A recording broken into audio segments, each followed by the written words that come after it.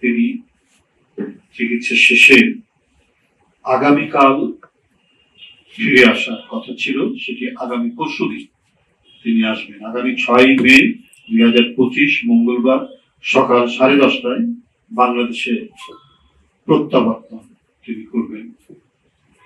সাংবাদিক বন্ধুরা, তার প্রত্যাবর্তন উপলক্ষে অভ্যর্থনা জানানোর জন্য বিএনপি ও অঙ্গ সহযোগী সংগঠনের যে অবস্থান, সে অবস্থানটি আপনাদের সামনে তুলে ধরছি।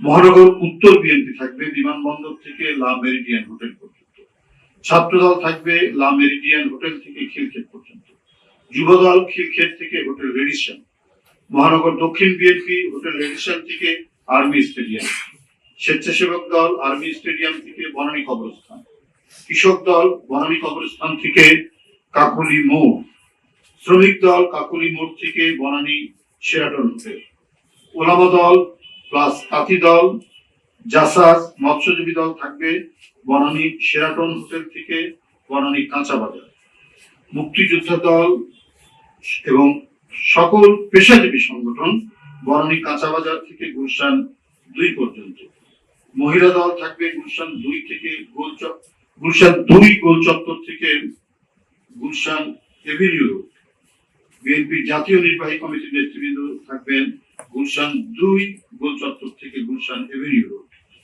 বিভিন্ন জেলা থেকে আগত নেতা কর্মী যার যার সুবিধা মতো অবস্থান করবেন।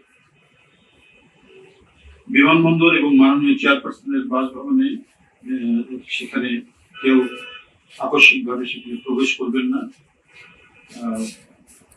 প্রবেশ করতে পারবে না। সকল নেতাকর্মী দলীয় পতাকা এবং জাতীয় পতাকা হাতে রাস্তার একপাশে দাঁড়াবে। মাননীয় চেয়ারপারসনের গাড়ির সঙ্গে মোটরসাইকেল এবং হাঁটা চলাচল করা সম্পূর্ণরূপে নিষেধ করা হয়েছে তার পক্ষ থেকে। এই তার আসার পরিবর্তিত সময়টি এবং কারা কিভাবে অবস্থান করবেন, কোথায় দাঁড়াবেন, সেই তালিকাটি আপনাদের কাছে উপস্থাপন করব।